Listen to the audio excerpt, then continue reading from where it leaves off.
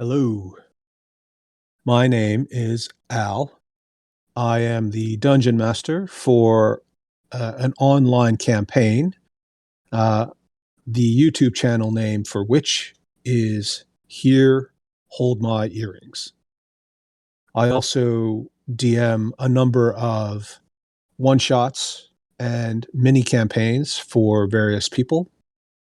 I've probably run um, upwards of 500 sessions, which is more than some, less than others. But I think it gives me a decent base of understanding how to approach new players and teach them how to use some of the tools that make playing, especially playing online, especially rewarding. What we're going to do today is combine a how to play D&D teach-in with how to use Roll20. Roll20 is a virtual tabletop role-playing game aid. There are others like it. I learned to use Roll20 at the beginning of 2020 and have been reasonably happy with it since then. It is supposed to be the most widely used of the VTT RPGs. I believe that's probably because it's been around a while and it is completely free. In theory, everybody who plays, including the game master, can play completely for free. There are things that you may pay for, such as increased memory or access to modules or rule books. I do have increased memory so that I can run a bigger game, but as I said, it's not necessary. And just to be clear, I am not being compensated by anyone, not Roll20 or Wizards of the Coast or anyone else. I'm just doing this because I spent quite a lot of time giving people instruction, either as part of a tutorial session or as part of introducing new players into my games as a one-shot or as a campaign. And in order to improve the process, I thought it would be helpful to have this handy aid that people could refer to when their schedules allow, and then follow up with any further questions if they had for me in real time. So, without further ado, this is the opening page of Roll20. If you are brand new to D&D and brand new to VTT RPGs, or you're just brand new to VTT RPGs, basically what happens is your game master or your dungeon master will set up a game, or at least initiate a game in something like Roll20, and typically send you a link to that game. You would click on the link. It should take you, in most cases, to a web-based browser, which then opens up a portal, just like if you were accessing something else online. Once you get that, you would come to a page that looks a bit like this. Now, the Nightmare, which is the flaming horse, and the name, character creation, that's my own tailoring because this is my specific game. Yours, a link to somebody else's game might say something different and have a different image, but the rest of it largely would be the same. It'll say Roll20 in the upper left-hand corner, and importantly, it will have the launch game button in the lower right-hand corner, lower left-hand corner here. Okay? Now, I'm going to launch this as the game master because I want to show you how to do a few things. But you could also launch it as a player if you were the game master. If you're not the game master, when you just launch game, it'll automatically default to being the player. Okay, so let's get started. Now, if you are invited to a game, you must launch the game in order to register. If you look on the right-hand side, you'll see that there are 3 players already registered besides myself as the game master.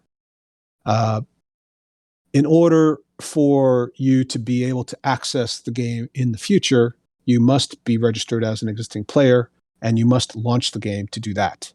Typically, the Roll20 link expires after a period of time, so if you haven't launched the game before it expires, somebody has to go and send you the link again. Better to just launch it and be registered, and then you'll have access for as long as you're in the game and you haven't been removed or have left the game. All right. So we'll go ahead and launch the game. And you'll get this screen that says loading. You may see a red bar across the top. I'm going to use a marker to show you where it would typically show up. It would be somewhere along the top of your screen here where this green arrow is showing. And it may say something along the lines of your connection is disabled or Roll20 is loading. Recently, that has not been a problem. I think Roll20 has been trying to improve its programming to reduce the drain on RAM resources for PCs, laptops, and tablets. However, if it happens, typically you should just wait until that red bar clears, and then you should be able to access and interact with the program itself. You may be able to locally interact with it while the red bar is up, but if you're in a game and everyone else is seeing you, they won't see you update, and you won't necessarily see anything that's updating in the main game if you're disconnected. So what is Roll20? Roll20 is very simply a screen sharing tool. It's a bit like Zoom, but the DM is the one who controls most of it, and individuals can be given control for certain things depending on what the DM decides.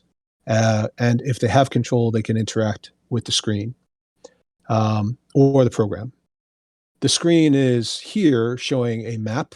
I've got a few character tokens on the screen here and here. I've got a few things a bit further south, which I can scroll down to, such as the horse, this fellow here who's got seashells in his beard, and a number of barrels on top of what is essentially supposed to be a buckboard wagon being drawn by the horse. Okay. If you have access, you can move your tokens around. These are tokens. Essentially, what we do is we recreate the map that is used in tabletop games, the standard old-fashioned games where people would crowd around a table or even the floor and roll physical dice with pencils and paper and keep track of things. In the beginning, they didn't even have maps. We just all sort of did it in what was called theater of the mind, and people still do that. But increasingly, in order to cater to people who are accustomed to video game type interactions, VTT RPGs that allow for maps and character tokens and even more advanced features such as lighting that opens up as you enter a room, or sound effects that are ambient when your token reaches a specific spot on the map. These things are becoming more and more expected, partly because, as I said, of the video game experience. And so the vast majority of people probably do use something like this when they play online. Now, the simplest thing to do is you can't see it necessarily on the screen I'm sharing with you. Oh, there it is. You can. Okay, good. So in the upper left-hand corner, you'll see this vertical strip of icons. This is my DM version. You, as a player, may not see all of these, but you'll see some of them. When you are moving around and selecting things, you'll want to be in the arrow. And if you left click and hold down on the arrow, you can ping. So if you want to say, well, my character token's here, or what is this over here, you just left click and hold down. This is also useful. It's a ruler.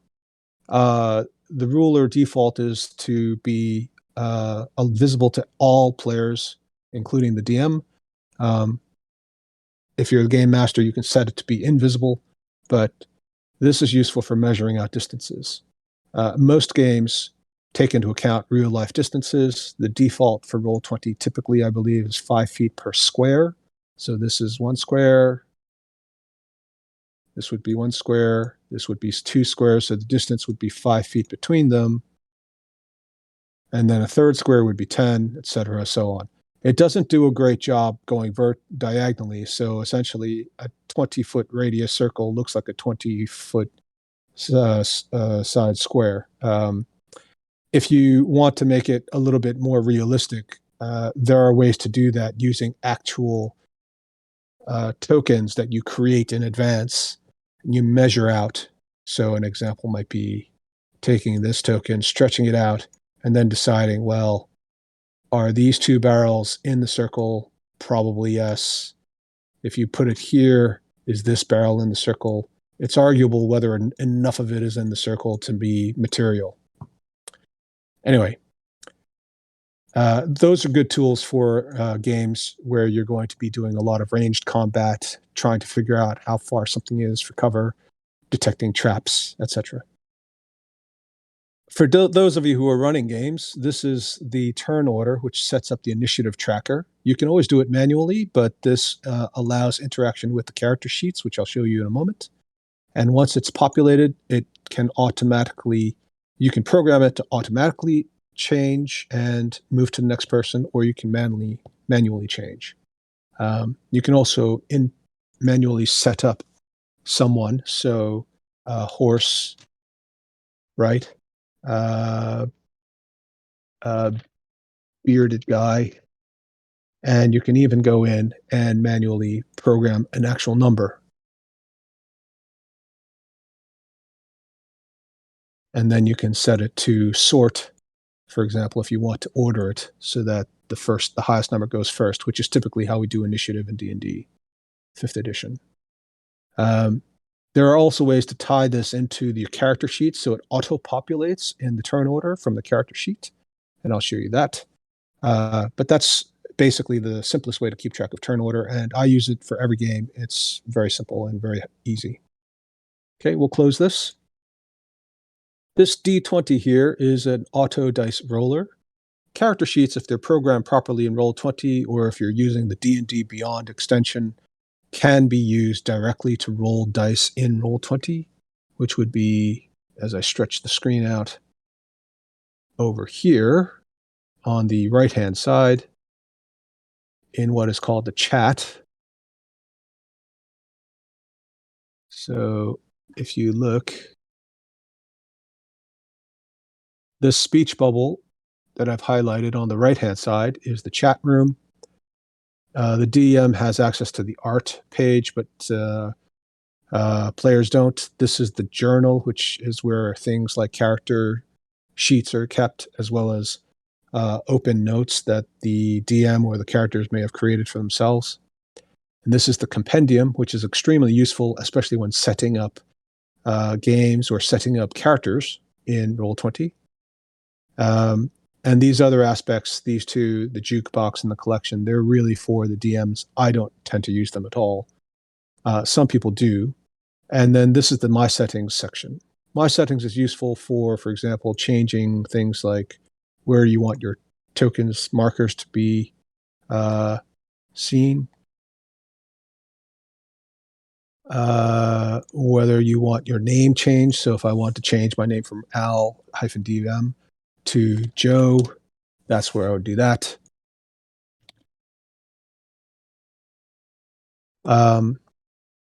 If I go down to audio and video, I usually turn off the chat tech, but there are other options.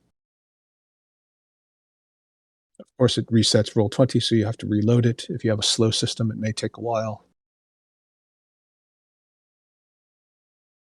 Okay, so now that I changed that, you can use Roll20 for voice and even camera. In my experience, that's not very efficient. Roll20 tries to do too many things, and it does it for free, which means they don't have the same resources as a commercial program.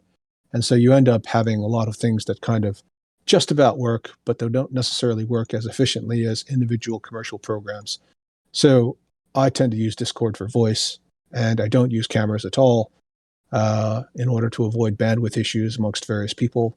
And I just use Roll20 for the maps itself, and I disable everything so it doesn't chew up any bandwidth, because if you don't, it will also use bandwidth and keep things open. Similarly, you can change the way, if you take a look at where everything is. If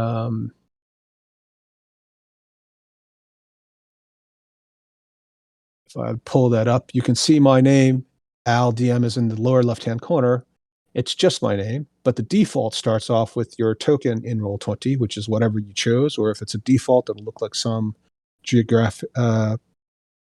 geometric design.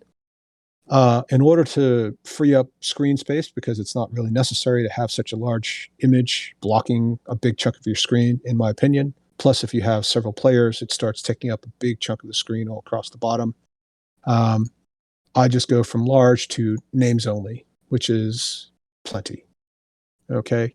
I also set the dice options to enable advanced dice, but I don't roll 3D dice. Rolling 3D dice is a fun visual image, but it slows the game down because it takes a few extra seconds to execute the dice roll, and the graphics chew up bandwidth. Most people don't really care about looking at the dice. It's just for somebody who wants to see them. I don't tend to use the shortcuts for keyboard. I know people who do. There's a lot of programming you can do in Roll20. It's very customizable.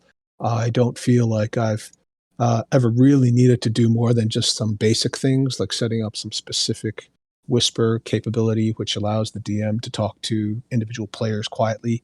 But Roll20 already does some of that, so to some extent, you don't even really need that. And in fact, if you look here on the chat, where I'm highlighting, it already tells you how to do some of these things using the default commands, which are essentially /roll, /gmroll, /w, /wgm, etc. Okay. So just a quick, going backwards, quick screen of the chat room. Good. So that's just the basic introduction for Roll20.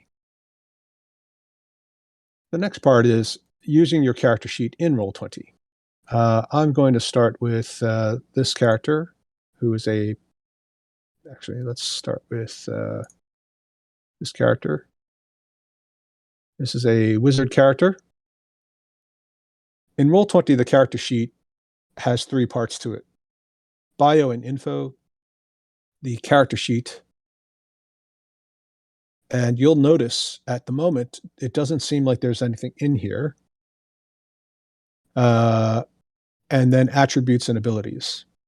This is all programming related, unless you want to interfere with the macros, which I recommend against doing. I don't typically touch anything here. But because the character sheet loaded originally with nothing, for some reason, now after a change a few months ago, you have to go into the attributes and abilities sometimes first before you can see what was in the character sheet. If you remember, when I first opened the character sheet, everything was a 10 in the various scores, ability scores, such as strength and dexterity on the left. And there was no text anywhere here or here. None of these weapons were programmed, for example, right? But once I went into abilities and attributes and then went back to the character sheet, it seemed to recall all of the information that was properly stored originally. So just something to keep in mind. And this is something true for DMs as well as players. Okay, so let's take a quick look at a character sheet. For those of you who haven't played D&D before, this is a very basic D&D character sheet in 5th edition. The setup is essentially the same through time. It's been mostly about, having some character ability scores on the left-hand side here, which I'm highlighting. And then a bunch of saving throws here. And then what we call in 5th edition skill checks, which are here. In the middle portion, across the top, of course, is the character name. I've included a little code for myself to remind myself this is a 2nd level wizard. There is the actual description of the wizard and class, which I'm going to edit just to show you how I can do that in Roll20, right? Okay. The background is sage, lawful neutral alignment, and the race is dragonborn. And you can even change the level once you use the gear icon to say 10, enter. And you'll notice that the proficiency bonus here went up to 4, which is appropriate for a 10th level character. And now it says Wizard 10 when you click on the gear icon, or if you look here at class level again. Okay, we'll put that back to 2. The middle column, this is not always enabled, but if it is enabled, this allows you to roll publicly, which is the default, or if, for example, you want to do a private roll to the GM, you can do this, and then only the GM, whoever that is, will see the roll. This is to toggle between rolling with advantage or disadvantage. And the difference is, for example, if we do a quick roll and I show you in the chat, right? Going back to the chat here, right? If I wanted to say do a Constitution saving throw, so I go to the Constitution saving throw on the left, highlighted red now, and I left click on it. It is a normal roll, 1 die only, 1 d20, and you can hover over it and it tells you what you got. It says rolling 1d20 plus 2, and then it shows you the result of the d20 roll, which is a 7, and you got the plus 2, and the plus 2 is because your Constitution modifier is 2, which you see here, because the Constitution is 14 here. Whatever you program here, Roll20 automatically changes the modifier for you unless you overrode the macro on one of the pages. So if I change it to 16, Roll20 sees that it's a plus 3. If I change it to 7, Roll20 sees that it's a minus 2. Okay? So plus 2 Constitution modifier means the Constitution modifier for your saving throw is also plus 2. If you had proficiency, you would left click here in this box, and you would see that the Constitution modifier now goes to 4 because you've got plus 2 for the Constitution modifier, plus 2 for your proficiency bonus. Yeah? We unclick it, goes back down to 2. If you had advantage on that save, you would click advantage from normal, right? Click on Constitution save again. You'll see there are now 2 rolls side by side, and because it's advantage, it grays out the lower roll. So it shows you 14 and 5, but 14 is the preferred number because advantage means you choose the higher, which is usually the better of the 2 die rolls. If you had disadvantage, so you, instead of being advantage, disadvantage, you roll it.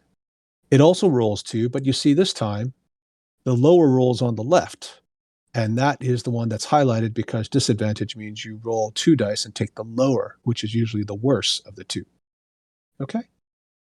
So we covered advantage, disadvantage, and normal rolling, as well as some basics on things like how to use the sheet itself. Roll20 is very good in terms of cutting out the middleman on figuring out what dice to roll, how to calculate everything.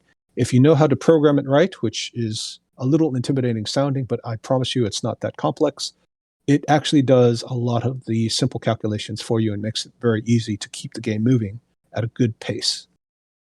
A lot of the things on this part of the character sheet can be highlighted. As you can see, as I scroll the mouse pointer up and down, they turn red briefly as long as I hover over them, which means you can interact with them. Typically, it sets off a roll. Typically, it's a D20 roll because it's some kind of attack or saving throw or something similar. And as a result, Roll20 will do the roll as I just showed you, and you will have an answer which should be accurate as long as you set everything up properly.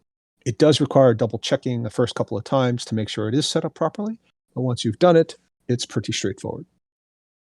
So let's say somebody says, give me a strength roll, not a saving throw, not a skill check, just a strength roll. I would hover over the word strength up here in the upper left-hand corner, all the way at the top.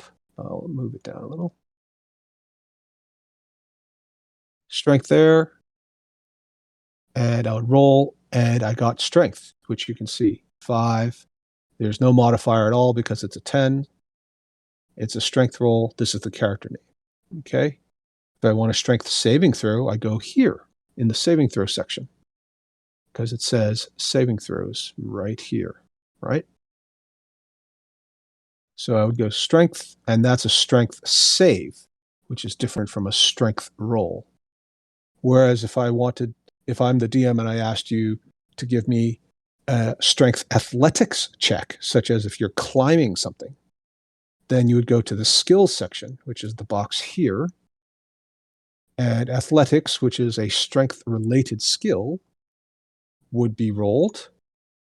And then you'd see it has athletics. Now, in this case, a strength athletics check when there's no modifier, when there's no proficiency bonus, is essentially a strength check. Broadly speaking, usually that's the case unless you're proficient. Okay? If you had a +2 constitution, if you had a +1 wisdom modifier, but you were not proficient, and somebody said, give me a medicine check, which is a wisdom skill, rolling the medicine roll, which is gives you a 6 because it's +1, which is a natural roll of 5 +1 for wisdom modifier, is essentially the same as rolling wisdom directly. You'll see again, it is D20 +1. Okay, the roll itself is different because it's two separate rolls, but the modifier is still +1. Okay. The middle column starts with armor class. Very important. You'll see this used in every combat, probably. This, of course, is what people have to roll a d20 in order to hit your character. They have to meet or beat it. So if you have an armor class of 11 and somebody rolls a d20 and they get an 11 and their modifier is +0 or higher, as in +0, +1, +2, +3, then they would hit your armor class. And they would hit your character, and then they would move on to rolling damage, which is rolling the number of dice relevant for the attack that they used, whether it's a weapon or claws or something else. And you would determine how much damage was passed on to the target, in this case, the wizard. If they rolled a 10, such as an actual 10 and their modifier is +0, or if they rolled a 12, but they have a -2 modifier for strength, which results in a 10, then they would not hit. So meets it or beats it, hits. Anything less than meets it or beats it, misses. Okay. The first thing we do when we start a combat is initiative, which is what I discussed earlier with the initiative tracker. So I'm going to just close this briefly so I can drag the character token out. So this is Byleth. Nice and easy to see, even zoomed out, because it's a nice pink token. We can zoom into it and show everybody what it looks like. Now, go back into Byleth's character sheet. Go back into her character sheet. And you can see I've set the character sheet up side by side. Actually, it'd be easier if I do it this way. For token to the right, character sheet on the left. And set up the initiative tracker down here. Okay. And then go back to the chat, which is where all of the outputs for Roll20 will be seen. Now, you can click on initiative, and it automatically generates an initiative number. But you see this little notice here, which is new. They didn't used to tell you that, which is good. If you want to send this roll to the turn tracker, which is this box here, which I showed you before, you must select a valid token, which is to say the token associated with the character sheet. So remember when I went to the character sheet and then I left-clicked on it and dragged it out and it dropped it? That is now a token associated with this character sheet. Okay? And if I select it, either one in this case, because they were both dragged and dropped the same way, and then I keep it selected, so you still see these little bubbles, right? Unselected, selected. Unselected, selected, right? If I click on initiative, again, left click, not only did it roll initiative in the chat box, you see it added Byleth to the turn order tracker and move that number 14 that was rolled into the turn order tracker. That's a very quick way and efficient way to start initiative and get everybody organized very quickly. And then all you have to do is as I said before, reorder from top to bottom in order to make it easy to track. And then as you move through initiative, you click on the little arrow button here on the right, and you cycle through everyone in turn. 11, 10, 4, click, click, click, click, click, click, click, and you'll get through your combat fairly quickly without losing track of people. Simple, right? Great. Okay. And for those of you who don't know, initiative is related to dexterity. I didn't talk about the ability scores. I'll do that very quickly now. Strength is essentially what you can lift, what you can carry. It affects what kind of armor you can wear, because if you don't have high enough strength, you can't wear the heaviest armor, like plate mail or chain mail, splint mail.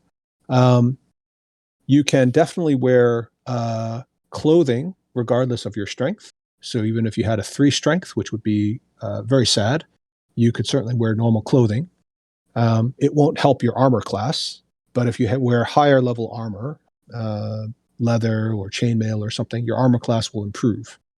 There are also spells that improve armor class, but we won't get into that now. Strength is also used for things like climbing. So although you might think it was acrobatics or something related to dexterity, climbing is in D&D 5th edition considered a strength-related ability, which to some extent makes a lot of sense, actually, right? You have to be fairly strong relative to your body weight, at least, in order to do pull-ups and chin-ups. Dexterity. Dexterity is a very big catch-all in 5th edition and has been for quite a long time, actually. It covers everything from agility to hand-eye coordination to reaction speed, which is where we get the initiative from, to things like general hand dexterity, which is why sleight of hand as a skill down here is related to dex. Acrobatics, right? That's dexterity. So if you're trying to do a flip or something, it also includes things like stealth. So if you're trying to sneak your way past guards, whether you're staying in the shadows or trying to be quiet, it's all dexterity related. Arguably a little bit too broad maybe, but that's how it works. It also includes all ranged attacks that use a device like a bow or crossbow. It doesn't necessarily include all thrown items. Some items, like daggers, can be dexterity, but that's because they're light weapons, not normal size weapons. But many thrown items actually use strength, such as an axe or a throwing hammer. Constitution is essentially related to how hardy you are. How often do you get sick? Can you resist a disease or a poison? Can you resist cold? Are you going to have a huge benefit when you go up or down in your hit points when you level up? So as you level up, you roll a die depending on your class. If it's a wizard, it's a D6. If it's a fighter, it's a D10. If it's a barbarian, it's a D12. D12 means a die that has 12 sides to it. A D6 means a die that has 6 sides, and it looks like the standard dice that most people probably are familiar with if they don't know D&D dice. And you would add the Constitution modifier, which is +2 in this case. So Byleth starts with a full D6 worth +2, so she starts with 8. I failed to mention that dexterity also affects armor class, which means if you have a high dexterity, it's very, very useful in many ways. It's probably much more useful to have super high dexterity in 5th edition than it is to have high strength for most classes. Some classes like fighters or barbarians, depending on your build, or rangers even, or paladins, especially paladins and fighters and barbarians, they tend to go for higher strength. Certain clerics might because they have heavy armor access, but you don't necessarily need a lot of strength for most other classes. Dexterity is beneficial for everyone because it affects armor class, initiative. It doesn't matter if your dexterity is low if you're using heavy armor, because the armor class will only represent the heavy armor. It's too heavy for your dexterity to make a difference either positively or negatively. You're basically standing there encased in metal, and they argue that it isn't going to make a difference. It does affect your initiative still, but most people with heavy armor are willing to trade that off. The intelligence and wisdom ability scores can be a little bit misleading for some people, even experienced players. The way to describe intelligence is what one might learn.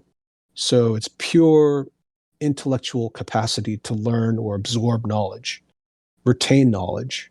So you'll see that of the skills, things like history are intelligence-based, investigation, which means interacting with puzzles,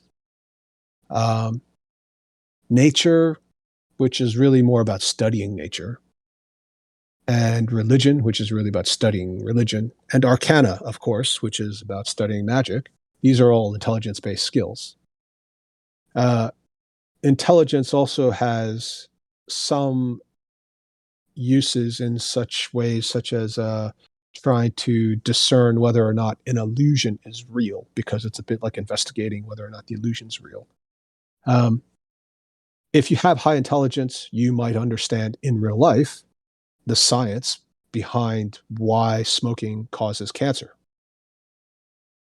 If you have high wisdom, which includes willpower, it includes common sense, it even includes instinct for animals, then you might know that whether or not you understand the science behind why smoking causes cancer, you would know or have the willpower to stop smoking because you know it's bad for you.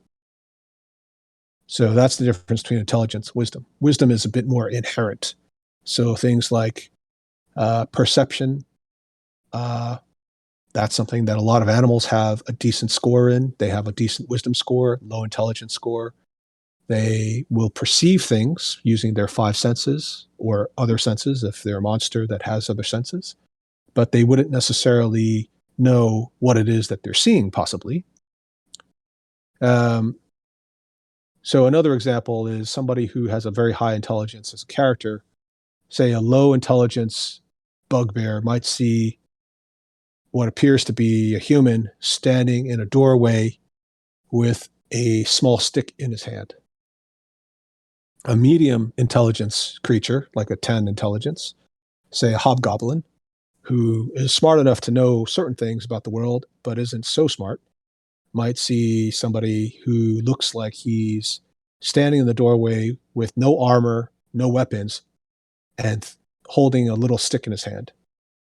A higher intelligence character, like a 14 level intelligence, might see the same thing, but realize that this particular person also doesn't look very impressed by the monster in front of him.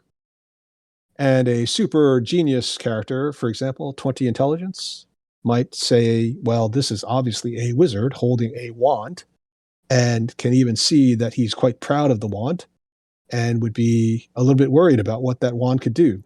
Now, a little bit of that is sort of insight, but basically you're talking about something that is related to taking the information that you perceive and filtering through to get to a useful answer.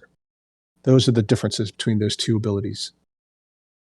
And then charisma is, it encompasses everything that you would normally expect related to being persuasive, being seen as friendly or nice.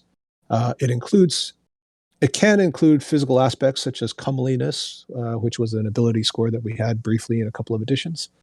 So physical beauty, but it doesn't have to, right? A lot of world leaders through history in real life were average looking or less, but arguably had extremely high charisma. Abraham Lincoln, not one to ever call himself attractive. I believe he once famously said, in response to a criticism by one of his detractors, that he was two-faced, which is to say untrustworthy. Abraham Lincoln laughed and said, if I really had two faces, do you think I would choose to use this one? But there's no denying the man had charisma because he was able to convince people to do things that no other president had ever been able to do in the past. So there's a good example.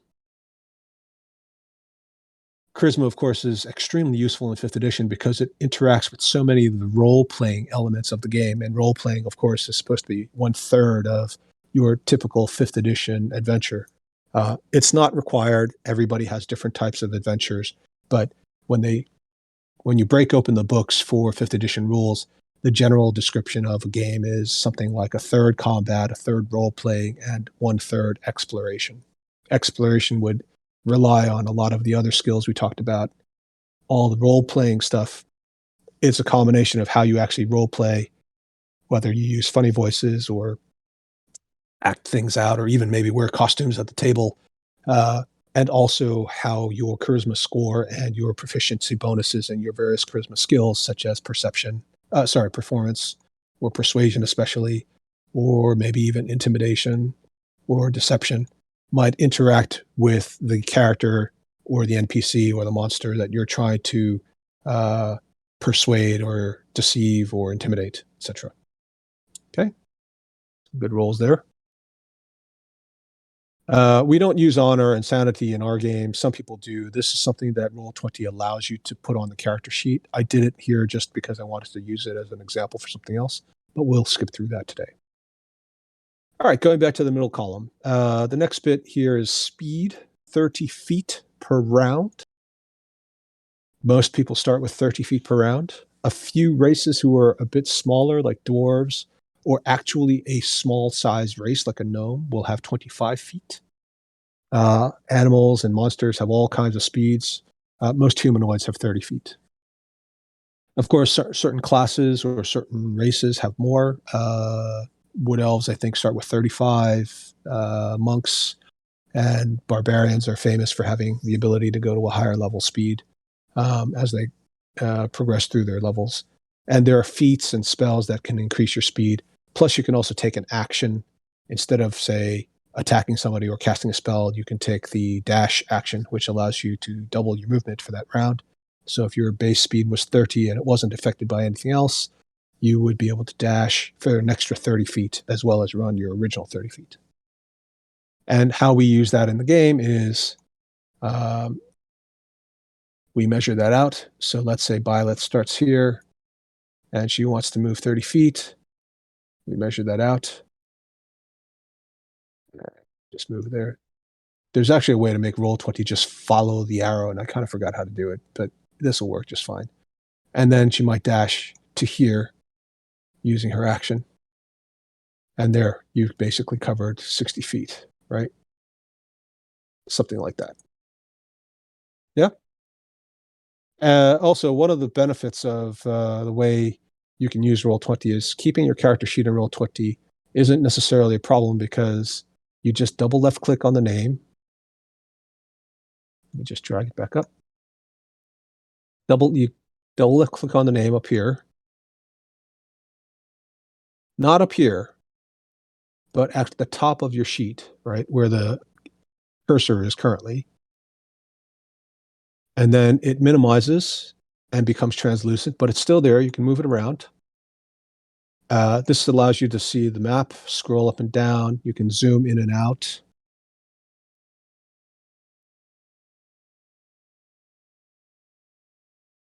See that on the right-hand side there.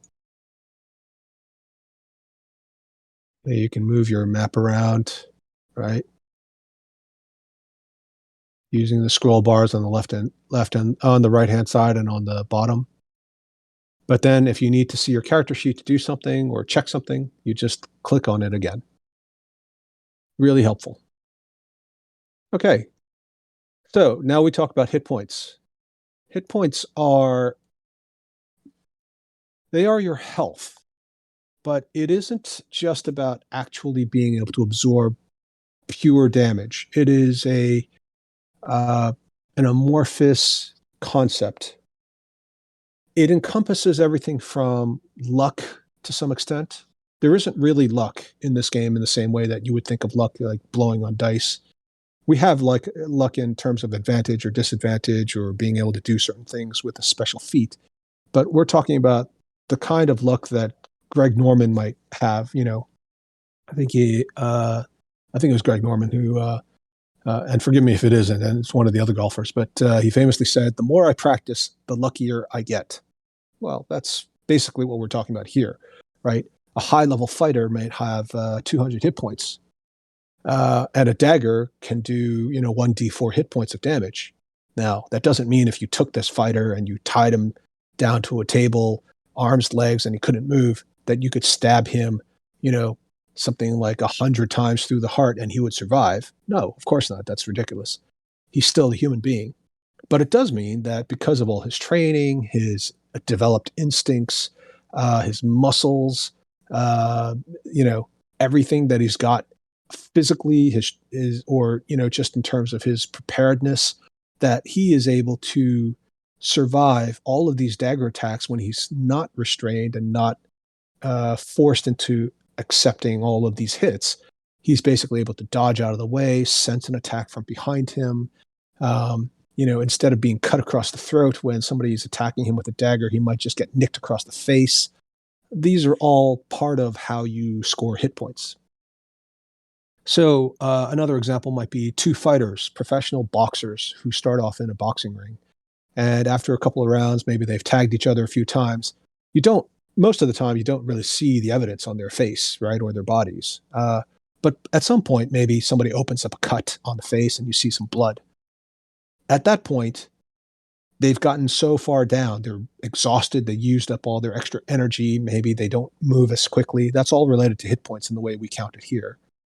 And they would be what we might call bloodied. And this is how, in metagaming terms, we avoid metagaming by saying, how does Byleth look? Let's say the party's cleric, let's say somebody else in her party who is a cleric wants to heal Byleth. Well, most people might just say, well, Byleth is down to 2 hit points, but that's technically metagaming, right? Because how would even, if you're immersing yourself into the world, how would you even know how many hit points you have? I certainly don't know how many hit points I have in real life, right? I'd like to think I have more hit points, but maybe I don't. But Byleth, might say, well, I'm bloodied, which means she might be down from 8, which is her maximum, right? Which is up here. Instead, she might have taken 1 or 2 attacks or hits and lost 5 points, and now she's down to 3, and she would be bloodied because she lost more than half her hit points. And she would say, well, I'm bloodied. Or if she lost only 2 hit points, she might say, I'm not bloodied, right? And then the cleric would be able to make a sort of a decision on that basis, right? And if the DM's generous, maybe, somebody could say, I'm really bloodied, right? I've seen people try, there are jokes and memes out there, the cleric asks a fighter, how hurt are you? And the fighter is about to give the actual number, but the DM jumps in and says, hey, no metagaming. And the fighter responds, well, on a scale of 1 to 63, I would say I'm about a 19. It's funny, but obviously it kind of takes away from the immersion. So temporary hit points. Some spells or other effects, typically magical, but they don't have to be, may give temporary hit points. We put them here, and as you use them up, you just overwrite them, or you can use the manual clicker, which only shows up if you move the mouse within range. There you go. Very simple. Roll20 does not automatically take points off of your hit points. So if somebody rolls damage against you, Roll20 doesn't know that damage applies to your character, or if there's any other adjustments that need to be made, such as Barbarian's Rage reducing damage by half, or some other resistance, or an immunity even. So you have to manually keep track of your hit points and your temporary hit points. Hit dice. This is for people who need to use hit dice when they're taking a short rest to recover hit points. All that's covered in some of the sections of the player's handbook, but essentially, if you're hurt, instead of having to sleep for 8 hours, you can do what's called a short rest, which means taking 1 hour to break. And in doing so, you can roll your hit dice. Your total hit dice is based on how many levels you have. So Violet is level 2. She has 2 hit dice. And each hit die is basically one of her normal hit dice, which is a d6. If you were a fighter, you'd have 2 10-sided hit dice if you were second level fighter. You can roll them one at a time. You add your Constitution modifier. So if we hover over hit dice, roll 1, and you see that if I move this, you see that it rolled 3. Now it's red because it rolled the minimum. Here it rolled green. It's the maximum. So Roll20 tells you if you maxed out, which also helps with keeping track of crits. And this is true regardless of whether or not you have a modifier. So this would be a true 20 plus whatever modifier you had. This would be a true 1 plus whatever modifier you had. Byleth has a +2 Constitution modifier, so she rolled a 1, which is the lowest you can get, because she gets a 3 with her con modifier. The intimidation and performance are natural 20s, but there's no modifier, so it's still a 20. But if I rolled Arcana, which is a skill where she has both proficiency and an ability score increase related to modifier, +4, and I roll enough times so that, you see, I got a 20 here, but that's a dirty 20. It's 16 +2 +2, so that doesn't actually get a crit green. And there you see you got a 24, which is a green, maximum 20, +2 +2, so 24. This also works if you're a champion fighter or some other build that has a lower crit range. So sometimes you crit on 19 or 18 as well. And if you do, you can program Roll20 to change your crit range so that if you roll a 20 or an 18 or 19 as per your parameters, it will recognize that that's a crit and still put it in green for you. Very useful. Going back to hit dice, I roll another 3. Well, poor Byleth. So I keep track of it. I've used up 2. When you do this, you take them one at a time, and you can choose to stop at any time. You don't have to declare initially how many you're going to roll. You can choose 1, see if you like the result, do it again. In the example above, we said Byleth was down to 3 hit points. Let's say she didn't get healed by the cleric. She took her first hit die. She took a short rest with the rest of the party. She rolled 1 hit dice, got back 3, got her to 6, felt that wasn't enough, took the second one, got 3, so she would go back to her previous maximum, which is 8. She can't go any higher because she doesn't have the ability to do so. There may be a case where you can. That's a special case related to spells, usually, but in this case, no. So she'll go to her maximum. So she started with 3, took a short rest, rolled 1 hit die, got to 6, chose to roll the second hit die, got to 8, even though it was a 3 as well. Death saves. If you get hit and your hit points go to 0, for whatever reason, assuming it's not an auto kill, or insta kill, I should say, instant kill, which is twice, or which is all of your remaining hit points plus an equal amount, an amount equal to your hit point maximum. So if Byleth started with 8 and she got hit once in one attack, not multiple attacks, with damage equal to 16 that she takes, that would be an insta-kill. However, if she had 1 hit point left and she got hit once and she took 9 hit points, in that case, it would still be an insta-kill because she only had 1 hit point left, so that takes her to 0, and the remaining 8 hit points she hasn't absorbed yet would count against her hit point maximum, and she would go to insta-kill status. But if she has 1 hit point left and she takes 3 damage, she just goes to 0, but she is unconscious and she's rolling death saves. You roll a death save by doing this. Let's change this so you can see it. You hover on death saves and you roll 1. Okay, and she rolled a 12, which is a save. So we'll just click that to keep track of it. And then next turn, if nobody has given her any healing or stabilized her with a medicine check or something else, she might have to roll again. And that'll be 2 successes because that's also above 10. Or 10 or above, I should say. Okay, and then a 3rd death save. There you go. 6, so that's a fail. And 19. So she stabilized on her own. She's still unconscious because she has 0 hit points, but she's stabilized. If somebody gives her healing, she can wake up. But she doesn't have to roll any more death saves unless somebody attacks her while she's unconscious and stable. That's not a cool thing to do, but in a realistic game like mine, if somebody were attacking you and you kept popping back up several times, they might realize that they have to cut off your head to stop you from getting up, just like characters might know or realize that a vampire needs to be dealt with in a special way. Or it might be an animal that attacks a character because it's hungry, or a monster that attacks a character because it's hungry. Doesn't know any better, doesn't stop fighting because there are others still around it, but it's hungry. So it kills the character, knocks it unconscious, but continues to eat, which is essentially attacking the character while it's down.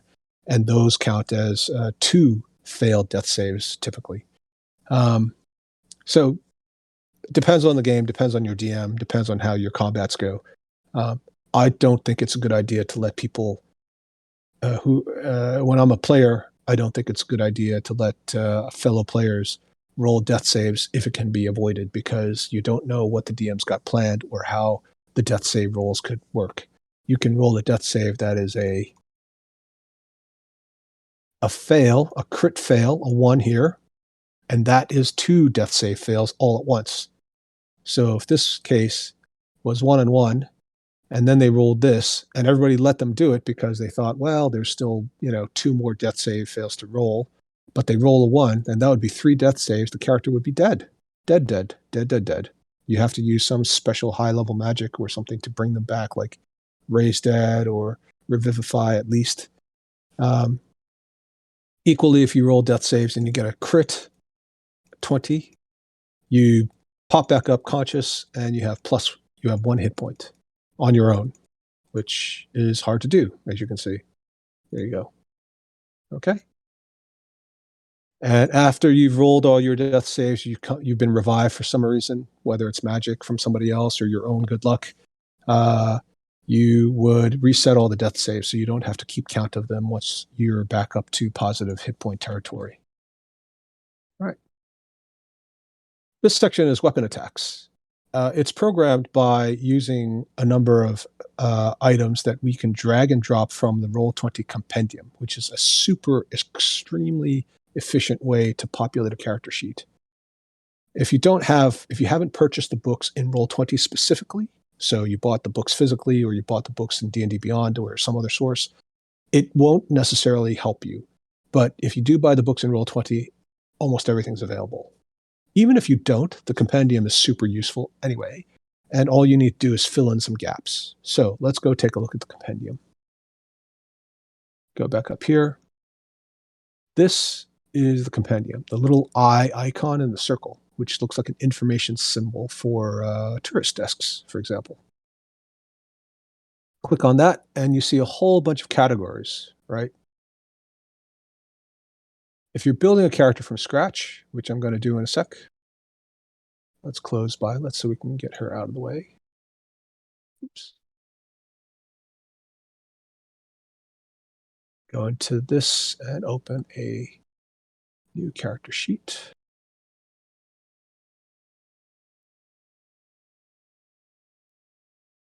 I always use the edit sheet directly. I don't use the Charactermancer. Some people do. I find it creates more work because you have to spend whatever time I usually find I might have saved. I end up investing even more trying to figure out what went wrong. So if I just control what goes into it the first time, it's actually a little easier. Okay, so this is an open sheet. I already typed in open sheet for anyone. If your DM creates a new blank sheet, it'll auto-populate some random fantasy name.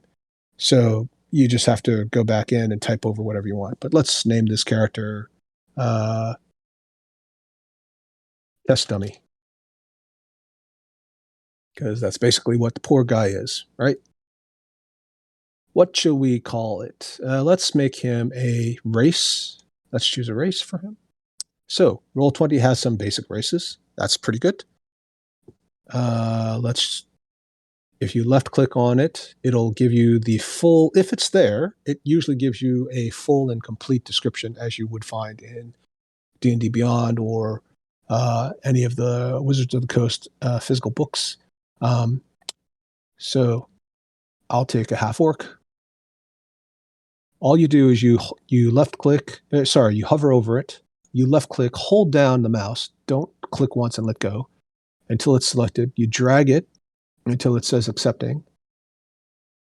And you'll see that it populated half-orc race, speed 30, creature type humanoid. Oh, that's new. They didn't used to have that. This is the bless stuff is automatically set up on Roll20.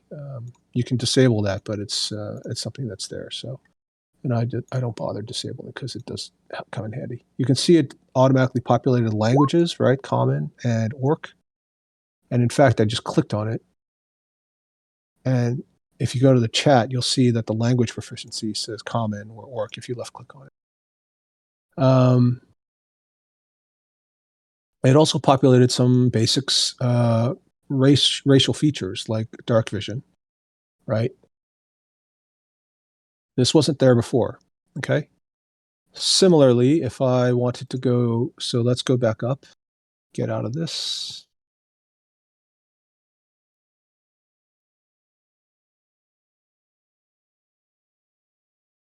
I'm just going to move this so you can see it all. We don't need that now.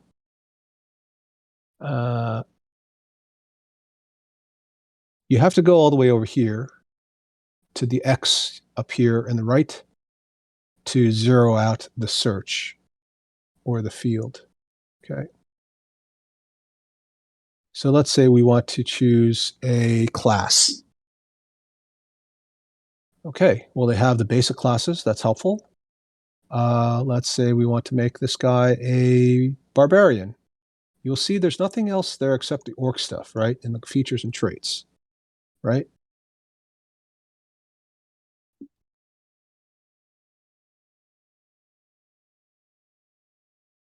Character sheet has very little information. We haven't rolled anything. We haven't set up any ability scores, right? All of these are the default 10s. It comes with intimidation because that's the racial trait, right? It's not listed here in the features. I wish they would do that, but it is part of the description. I like to just type that in, and you can always do something like this. Go back here, intimidation, and then source.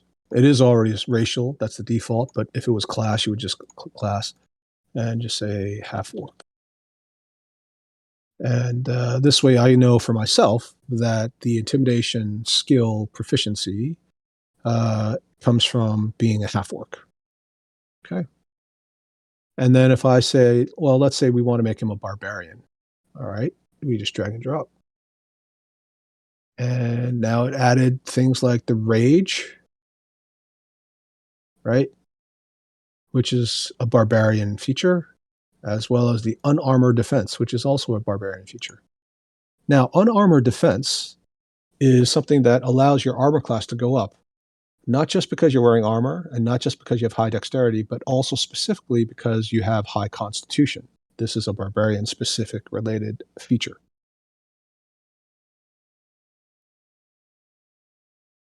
Now, because this is programmed properly, if I change the constitution from 10 to say 20, you will see that it already recognizes this is a barbarian because it's programmed to do all this. And you'll see the armor class went to 15. I haven't put any armor in. There's no equipment here for armor. I haven't changed the dexterity. It's still 10. But because I changed the constitution, and it knows it's a barbarian specifically because we already did that by dragging and dropping from the compendium, Roll20 knows to increase the armor class to 15. And if I go back to 10, goes to 10, which is the default starting position. It also goes the other way. If your constitution is below 10, that's also a problem. Now, I personally feel that that's not quite fair for barbarians, but I guess it doesn't come up very often because if you're playing a barbarian, you probably want to have high constitution anyway. The thing is, although you can use a drop down, which you can't see in what I'm showing you recording, but if you click on barbarian, you'll see it can use a drop down. It doesn't recognize the changes just from the drop down. See, I changed the cost. I changed the class to fighter, which doesn't benefit from this unarmored defense concept, right? Or even a wizard. It didn't change any of the class features. It's still showing barbarian class features. And it's still showing a 12 armor class because of a high constitution. So the dropdown is not very useful. In fact, it's a bit counterproductive because it makes you think it'll do things properly, but it doesn't. The only way to make it work properly is through the compendium. Try to use the compendium anytime you can when you're building a character in Roll20. It'll save you a lot of hassle. It even programmed the type of hit dice properly, right? It didn't roll any hit points because it doesn't know what your hit point determination system is, whether you're rolling or taking the maximum or using the average. But it did a lot of other things. It programmed in the number of rages in your resources area, which is this section here, and you can add new ones. And this can be used for things like arrows. It can be used for other abilities like bardic inspiration, divine, bardic inspiration and cleric's abilities. So you can do a lot of things there. All right. So we've got a race, we've got a class. Now here's where Roll20, the free version, is not as fulsome as, for example, some of the other things. But then again, you pay for the other ones. So if you wanted a subclass, right? Let's say it's a barbarian subclass. They don't have that many. They only have one barbarian subclass. You can drag and drop it, right? Let's do this. Let's drag and drop Path of the Berserker. It doesn't do anything yet because technically the Path of the Berserker has stuff that is related to 3rd level, right? Frenzy. Okay. Mindless Rage, it's 6th level. Let's see what happens if I change the level to 20.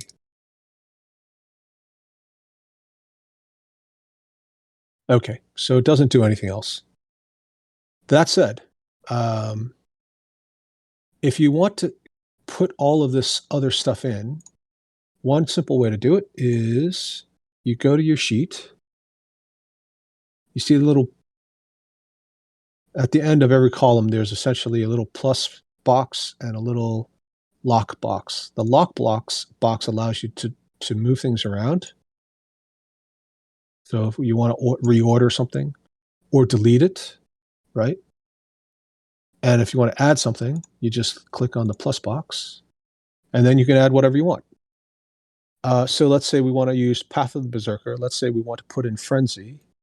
I would copy Frenzy, type it in here, right? Don't retype it manually, just copy paste, right? Control C for most PCs and laptops using Windows, and then Control V, right, for pasting. And then up here, you close it. And to minimize it, you click on that. Okay? That's to edit it. This is to minimize or maximize. And if you want to post it, so let's say you were to tell me, okay, I would like to, you're the barbarian, right? Let's say you say, I'd like to rage. And I'll say, great. Can you post it in the chat? That's normally how I do it because I want everybody to see it, myself included. We can all learn, make sure that people are interpreting things properly, make sure other players learn from each other. So you would post it in the chat, and the way to do that is to click on it. You can see there's a speech bubble. And then when you do that, it posts it in the chat. And now I can see everything that is written in that text. And of course, if you edit that text, right, the main ability of barbarians, it doesn't even have to make sense. It can just be anything you want, right? Roll20 is just a program. It shows up there, and I post it in the chat, and now you can see I've edited it, and it posts exactly what I wrote. Yep. So we're going to take that out since we don't need it, and it's a little bit distracting. But we have the same. We have added Frenzy. We can add another one for Mindless Rage, even though technically it's not relevant yet because it's not 6th level. But let's just put it in there. And actually, what we need to do is change this from racial to class. And I would write something like Berserker, or Path of the Berserker, since that is actually what it's related to, right? This one similarly needs to be adjusted to class.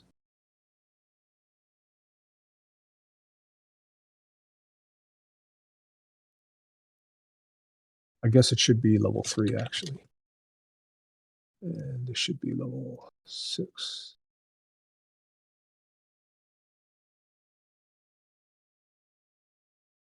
Right.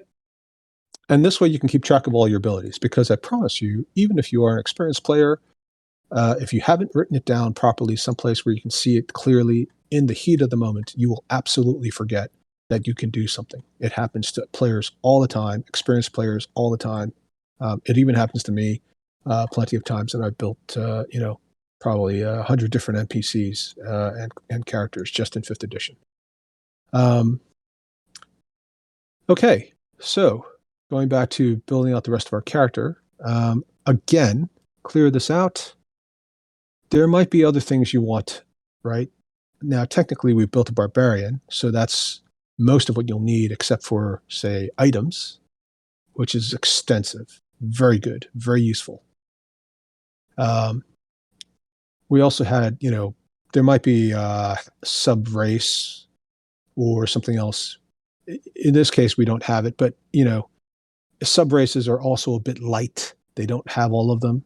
You just have to find it. If it's not in Roll20, go to one of the free resources if you want, or use one of the paid resources. If you have it, you can copy and paste. You can copy and type it in from your player's handbook. You can find it. There are lots of D&D wikis, or a lot of the basic rules are available on D&D Beyond now. So you can do all that. But let's finish equipping our half-orc barbarian. Let's give them arrows. And you'll notice that the resources up here increase to 1, because arrows are pre-programmed to be considered a resource. And if I go down here to the number of arrows, and I change that to 100, let's say, it'll automatically update. Pretty nifty, right? Let's give him some armor. Well, yeah, let's see what happens when we give him armor. Armor should not work with unarmored defense. So let's see what happens. Let's give him chainmail.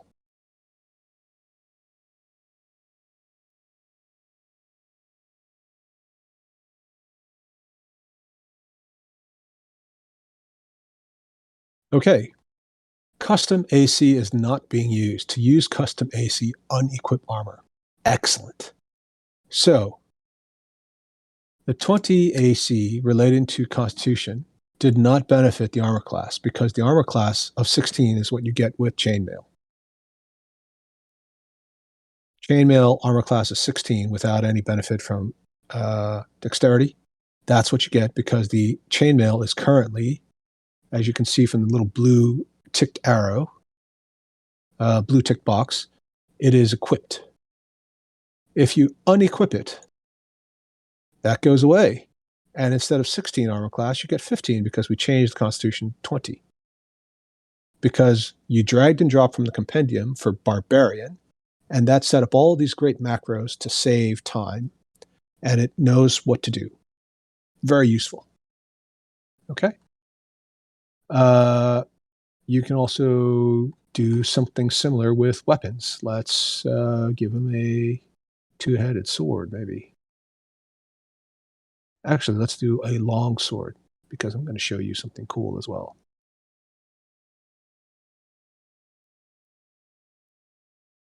There we go. Long sword.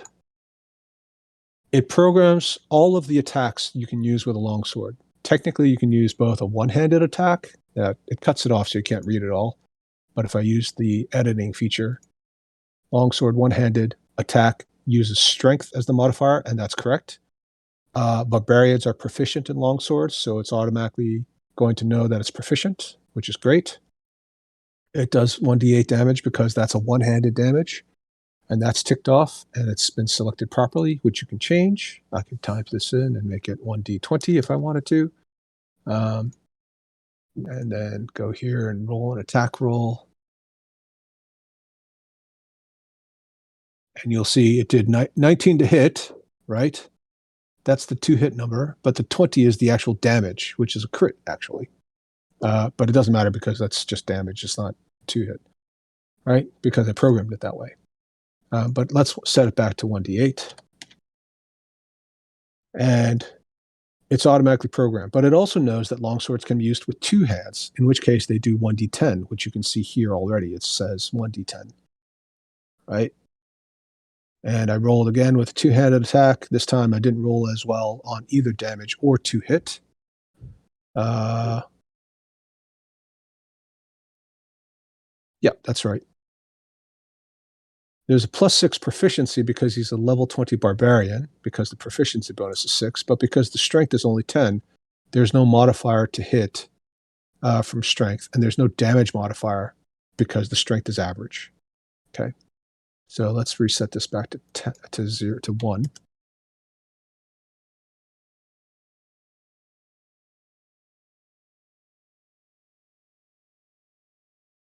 And let's give him what you might think is a normal barbarian strength score. Let's call it 16.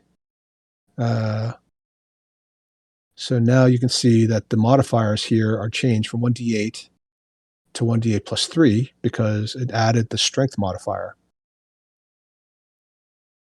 The attack went from +6 to +5 because instead of a +6 proficiency bonus for being level 20, it only gets +2.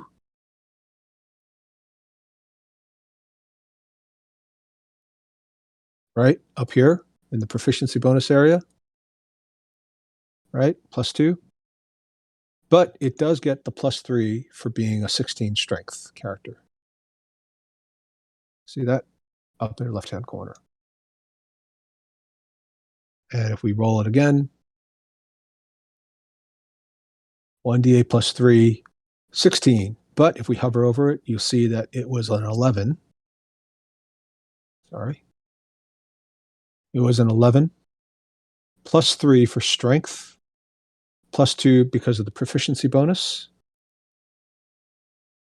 And the damage was actually a 6 out of d8, but it added plus 3 for strength. So, again, if you do it in Roll20 by dragging and dropping from the compendium, it does a lot of this stuff for you. If you were doing it manually, you'd have to go into every single attack, look up what it was supposed to be, program it properly, test it to make sure it works right, and then hopefully you're done. If it's not correct, you probably have to go back in and fix it, which I've been in the position of having to do. Now, that pretty much sets up our barbarian for basics. There are other things I would normally do. Like, for example, I would also add things like the +2 to, I think it's strength that half-orcs get. And then just put that in the half-orc section so I know that the strength should be higher because of that. And things of that nature. But it's not necessary for other people's games. It is for ours, just because I also allow people to do some cool things later on in the game. And we need to know exactly how everything happened and how your character was built, because we may need to change things in the future. Spells. Now, technically, a barbarian doesn't have any spells, but most character classes do have some spells, or they have some subclasses that might have spells. So let's see how spells work. Spells are basically like the equipment. You go into the spells section right here in the compendium, right?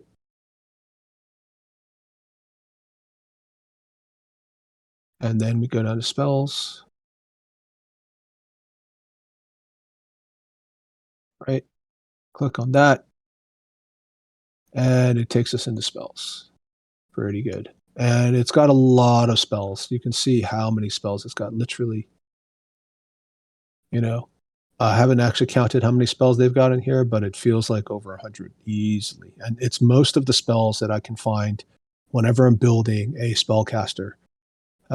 There are definitely spells that Roll20 for free does not give you, but if you bought it, you could probably get all of them. Some of the spells are a little bit more complex, things like Chromatic Orb, which allows you to choose between damage types, whether it's fire or cold or acid or something else. Some of the spells are a little bit interpretive. They allow a lot of different features. but most of the spells are available. And if you just want to build a simple, fast character, all you need to do is go in here and drag all the spells you need. So let's drag some first level spells so we can see what it's going to look like on our character sheet.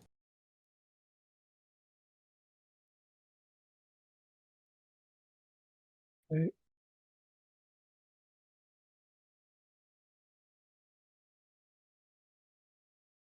So let's drag Hideous Laughter, or what was previously called Tasha's Hideous Laughter.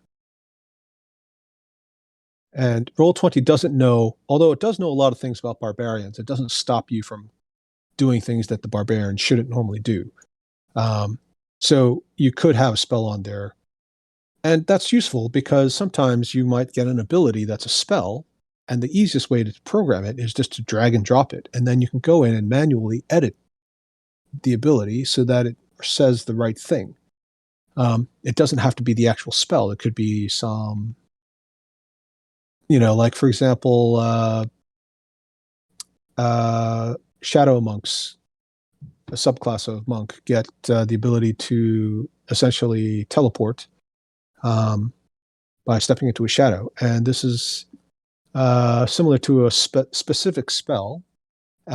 All you have to do is drag and drop that specific spell in there, change the name of it, and it functions exactly the same way. So we've got Hideous Laughter in here. Let me just pull this over so you can see it. I've opened it up so you can edit it, but this is how it looks. For information, just to read that, you do that. You press on the little eye icon. If you want to edit the spell, do that. Now, why would you edit the spell? Well, for one thing, this spell doesn't actually set up properly in Roll20. There are spells that do this. Hideous Laughter is a saving throw spell. But right now, it doesn't generate what you need for a saving throw. If I click on it, whether it's here or in the attacks box, which will, it's not in the attacks box because it doesn't see that this is a spell that generates an attack, but it is an attack spell because it does force the target to make a saving throw. So technically, it is an attack spell. Hideous Laughter should be programmed so that it generates what would require a saving throw. So I go down here, change the spell card to attack, which opens up a whole bunch of additional information. I usually like to include the description of the spell in the spell. Off, on, off, on. See that? If I just leave it there, that's not complete, but it'll show you the difference. So now it does this, right? You see this. Now what we're going to do is we're actually going to set this up. Now, technically, he's not a spellcaster, so we don't know how we're going to make this thing generate a saving throw. But if this was a typical Hideous Laughter spell cast by, say, a wizard, it could be a bard. If it's a bard, it would be a charisma-based spell. Technically, this should be just spell, but he's not a spellcaster, so he doesn't have spell ability. But let's say he had some spell ability, and it was based on intelligence. And we would put intelligence in there. The output is an attack. It doesn't do any damage, but we could program it to do damage if we want, because this is just a tool. It's not actually going to have a lot of rules saying it's illegal to do this. So I could even program in 100 D100. And the type doesn't really matter. It just puts in some text. So I could say 100 D100 fiery chili damage. Right? And then what we do need to do is tell it to say it's a saving throw. And Hideous Laughter is a wisdom save, which means you have to make a saving throw using your wisdom. If you meet or beat the spell save DC, the difficulty check, then you succeed, you're not affected. If you fail, then you are affected. And Hideous Laughter basically means you're told a joke that's so funny, you fall down laughing, you can't do anything. You can't defend yourself, you can't attack. You can get out of it, but it's initially, if you fail it, you're in big trouble. Okay, and then we'll just say type this in. If it's grade, it doesn't publish anything, so you have to type it in. So effect, which means if you make the save, what is the effect? Sometimes it would say half damage for, like, say, a fireball, but in this case, it isn't no effect on save. That's essentially what it means, right? If you save, you're not affected. So we're done. Let's do that. We don't have to close it. We can do that. So, big difference. It now generates a spell save DC, which is DC 10, which is right because our intelligence is 10, which is a plus 0. And we are not technically proficient either. So the spell save DC doesn't benefit from a spell save DC bonus or spellcasting ability bonus. Okay. If I made the spellcasting ability intelligence, then it would suddenly get a spell attack bonus of +2, which is the proficiency bonus. It would also increase the spell save DC, which starts with 8, adds the 2 from your proficiency. So if I did it again, that's not right. It should say DC. Oh, it automatically assumed it was proficient. Okay, fine. So it assumed it was proficient already the first time around because it was already a 10. So you have to roll a d20. So somebody else would have to go into the d20, roll a d20. If they roll the 20, they save. If they roll a 6, they fail. Okay? Because the description tells you what happens, right? They fall into fits of laughter, unable to stand up, prone, incapacitated, right, et cetera, et cetera. But we also programmed it because we wanted to just demonstrate how flexible Roll20 is to do a damage roll, and it did. We programmed it to roll 100 D100. So 100 points, roll it 100 times, which is a maximum of 10,000, and it gave us 4,380. And we specifically said, let's call it fiery chili damage, which it is, which it says there, and everything else is essentially the way you would expect. So if I go back in, zero this out, close it,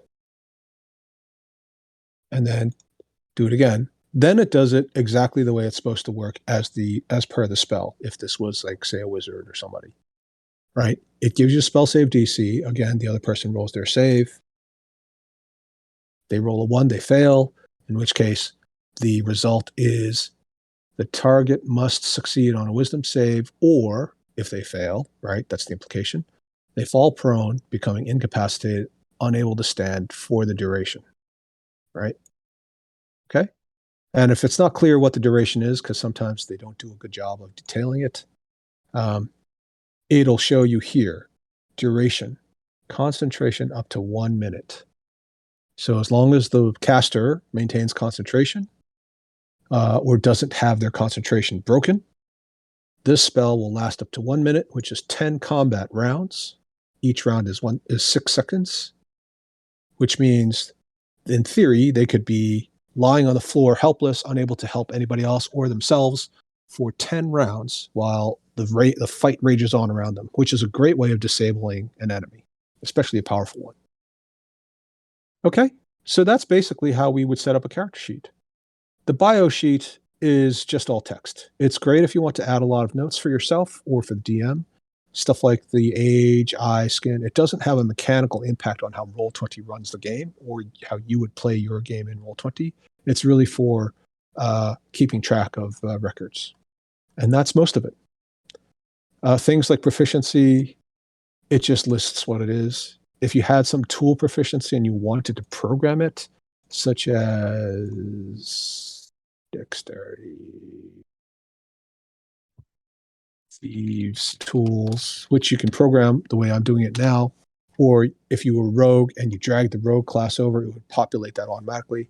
And let's say you want to pick a lock and you use your thieves tools, I might say, okay, well, if you programmed it, it should be in your tools proficiency, right? And if you programmed it, then all you have to do is click there, and you rolled a 20, a natural 20 plus 2 because you are proficient, because I said you are proficient, right? And you got 22, which is pretty good. Probably you would have picked that lock. Make sense? Great. Well, that covers most of how you would both build a character in D&D as well as how you would specifically do it in Roll20 and also how you would use Roll20 in a game, which hopefully will be extremely useful for somebody. Thanks very much for listening. And if you're interested in actually listening to some of the recordings of the games that we play, in the Here Hold My Earrings YouTube channel, you will see some of the uploaded recordings. We are adding new ones as we get through the old inventory, and we welcome any feedback and/or subscribers.